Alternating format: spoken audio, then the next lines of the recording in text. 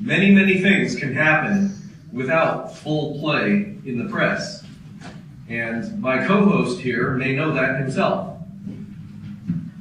Many times we have heard from the Chinese democracy movement in the voice of many other dissidents, who we thank for their service, sacrifice, and heroism in the cause of freedom and a better China. But today allows us to hear from the first elected student leader at Tiananmen Square. Major Zhou led his campus to parade into the square on April 17, 1989. That was the outset of the student uprising, and so he can speak for the inception of action that day in Beijing. In the time since then, he has had full life cycle experience with the Chinese pro-democracy movement. Without full play in the press, he was captured after the June 4 massacre. And in fact, he has been a political prisoner twice. First from 1989 to 91, and then for 3 years in a labor camp beginning in late 1998. He has held various titles at vital organizations, but one could simply say that this man started the Tiananmen Square uprising. I also consider him to be China's first Generation X politician, or call it the Tiananmen generation in Chinese terms. Here at the age of 37, I introduce to you Yongjun Major Zhou.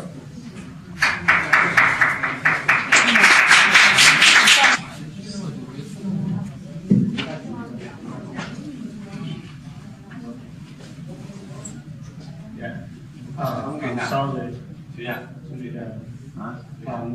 Rush down the condition. And suppose we should have more dissidents come down here and protest in front of the Chinese embassy. But the bad snowstorm rolled down our pace for democracy. But I'm sure we shall overcome. We are here. We just say no Jiangzemin, no EU arms for China, no US-China Taiwan war. Please, listen to us.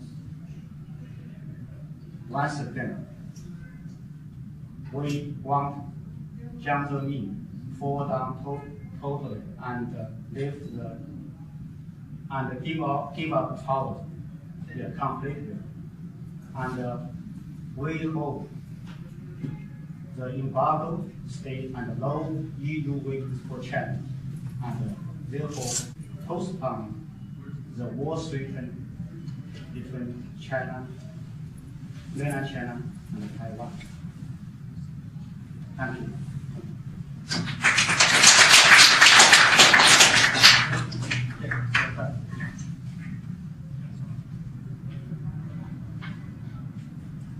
Very good. Absolutely nothing was acceptable about the Tiananmen Square crackdown. And a nuclear-armed communist superpower is a bad thing. Mine is a simple statement. Washington used to know this, and yet they need a refresher. I could make a whole press conference out of that simple statement. Why is Washington unclear about the good thing, bad thing distinction? I could mention to you that at the China Support Network, we are hardline anti-communists. To respect the one China policy is to play make-believe and to humor the communists in a game of their making. Communist China has never had effective control in Taiwan. They've never set foot there. At CSN, we are hardliners, but realistic ones. Beijing will not recognize Taiwan, and Washington entertains all of that tiptoe through the tulips that is the one China policy. That means realistically, we should really ask Beijing to renounce the use of force as an option for possible use to resolve its Taiwan question. We say to Beijing, no use of force. This is another request to the National People's Congress, and this weekend reports suggest that the NPC will move in the other direction and approve the noxious anti-secession law. Let me be clear and firm on the record. The China Support Network opposes that law. We believe it to be anti-Taiwan and anti-US. We oppose that law and we urge Beijing to renounce the use of force as an option with Taiwan. Similarly, the rising tensions in the Taiwan Strait should be clearly visible even from Paris, France. Some circles do not yet see a crisis over Taiwan, but our circle certainly does. For over a year, the China Support Network has warned about military buildup of ballistic missiles that Communist China has placed facing Taiwan. Warnings about the mainland's intentions versus Taiwan have been issuing from the China E-Lobby, from Wei Jingchun's office. We call it the Taiwan Missile Crisis. For the record, the China Support Network opposes the communist military buildup that threatens Taiwan, and we call upon Beijing to dismantle its missiles aimed at Taiwan. China's democracy movement genuinely fears the outbreak of war in the Taiwan Strait. Excuse me. Communist China is making ominous moves that seem like markers, precursors, and pretexts for war. Today we are sounding the alarm and releasing analysis that you will be able to read in the background materials. And by the way, anyone who doesn't have a copy, I put a box from Staples here. It's got today's handout, so there's one for everyone. We may be in a situation like that of the 1930s. At that time, Western media like the New York Times had no problem with Hitler. Western businesses were happy to trade hand over fist with Nazi Germany. And Winston Churchill was a lonely voice in the wilderness, ridiculed as he said, "Hey, there's a problem with Nazi Germany." We are here today to say, hey, there's a problem with Communist China. Now, if you want an analysis of Chinese communists, who is a better source than Chinese dissidents? They make it their business to study that regime as their opponent.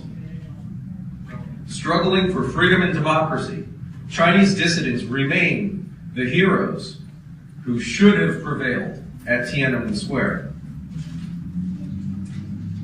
By looking at the initiative of Jacques Chirac to lift the EU's embargo of military arms sales to China, I'd say Communist China has figured out how to make France their water boy. To sell war military weapons to China at this time should be out of the question and unconscionable.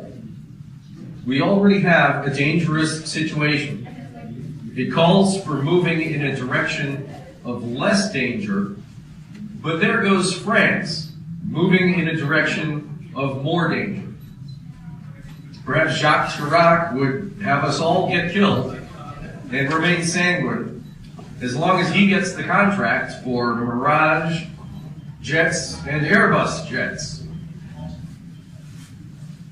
The essential message today from the Chinese democracy cause is that we need less of European arms going to China, and we need less of Jiang Zemin.